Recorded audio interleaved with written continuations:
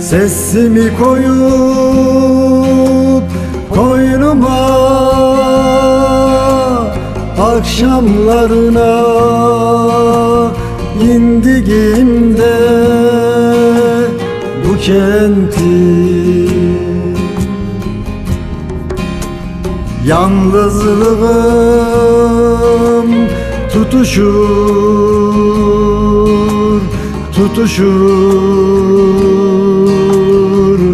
aynalarda sazlar susar. Yalnızlığım tutuşur,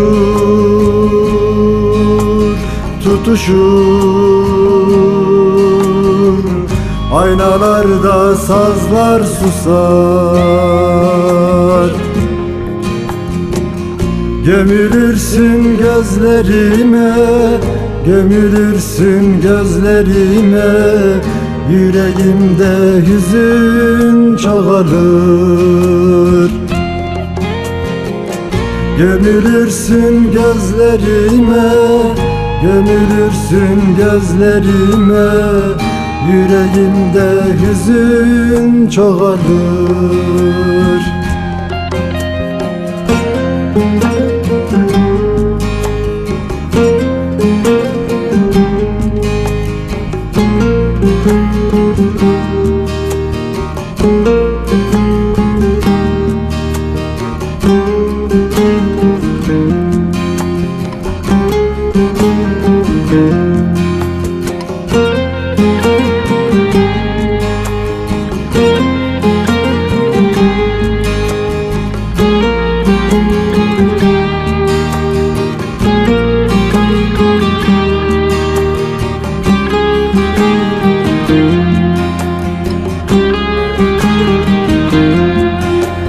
Kent akşamdır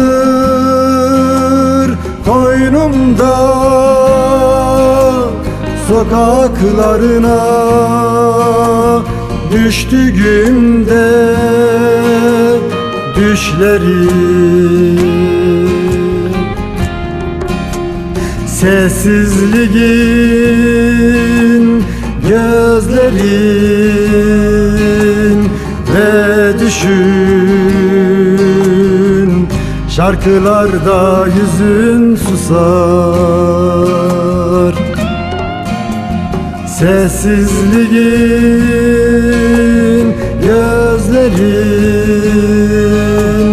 ve düşün, şarkılarda yüzün susar. Gömülürsün gözlerime, gömülürsün gözlerime, yüreğimde hüzün çoğalır. Gömülürsün gözlerime, gömülürsün gözlerime, yüreğimde hüzün çoğalır.